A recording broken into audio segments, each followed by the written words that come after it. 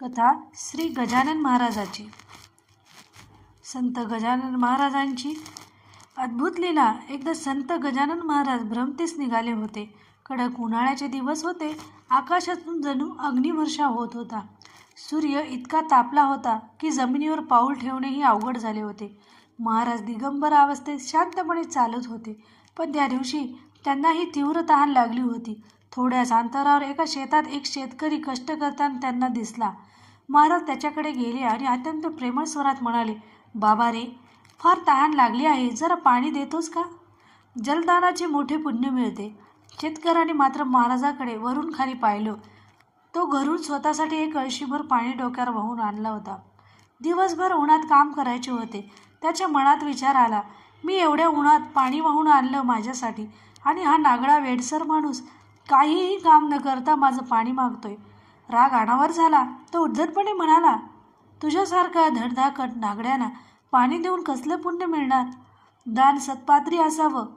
तू नीट इथून निघून जा। महाराजांनी एक शब्द न बोलता फक्त मंद स्मित केलं आणि शांतपणे पुढे चालू लागले। थोड्याच अंतरावर एक जुनी विहीर होती। ती पाहून शेतकरी ओरडला, अरे थांब, ती विहीर कित्येक वर्षापासून कोरडी आहे, एक थेंब नाही तिथं, आजूबाजूला कुठेच पाणी नाही।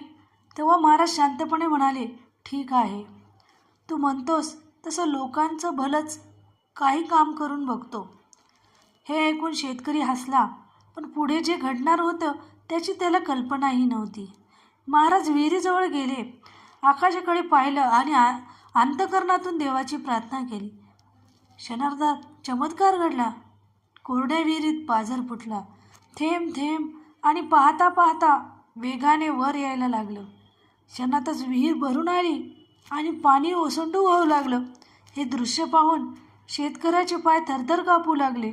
हा माणूस वेडसर नाही, हा तर कोणी सिद्धपुरुष आहे, हे त्याला कळून चुकलं होतं।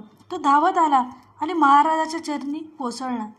महाराज, क्षमा करा, मी आपल्या ओळखलं नाही, नकळत मोठा अपराध झाला। महाराज प्रेमाने हसले आणि म्हणाले, घाबरू नकोस, आता तुझ्या शेतात मुबलक पाणी आहे, मेहनत कर आणि तुझा मळा फुलव। पण त्या शेतकऱ्यांचे मन आता बदलले होते। तो म्हणाला, महाराज, आज सिद्धपुरुषाचे दर्शन झाले, आता या शेतात माझे मन रमत नाही, मला आपल्यासोबत राहू द्या। हा शेतकरी पुढे महाराजांचा परमभक्त भास्करराव पाटील म्हणून ओळखला जाऊ लागला। या प्रसंगानंतर ते कायमच गजानन महाराजाच्या सान्निध्यात राहिले। श्री गजानन जय गजानन, गणगण गणात होते।